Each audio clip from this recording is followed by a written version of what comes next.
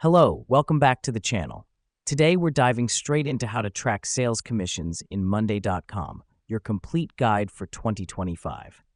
First things first, you'll want to open your Monday.com dashboard.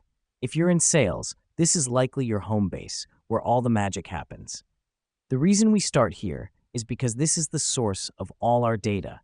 Everything we need to track commissions is housed right here. Next up, you want to navigate to the board that houses all your sales data. This is typically titled something like Sales Pipeline or Deal Tracker.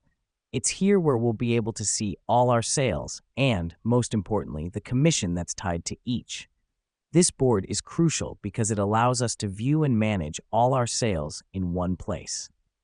Now let me explain why this matters. The board is where you'll find a column titled Commission.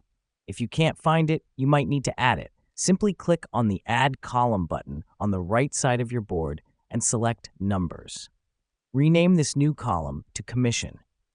This helps us because it allows us to assign a specific commission value to each deal. Once you've set up your commission column, the next step is to input the commission values. Depending on your company's commission structure, this might be a flat rate or a percentage of the sale value. The reason we do this is to ensure the correct commission value is tied to each sale, making it easier for you to track your earnings. The final step is to create a formula that will automatically calculate your total commission. For this, you'll need to add another column, this time selecting Formula. In this column, write a formula that sums all the values in the commission column. Here's what's happening behind the scenes. This formula is doing all the heavy lifting for you, automatically calculating your earnings as you input new sales. That's it.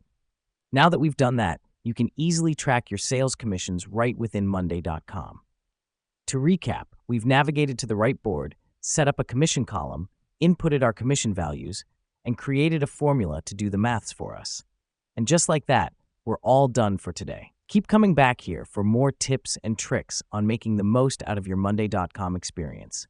Until next time.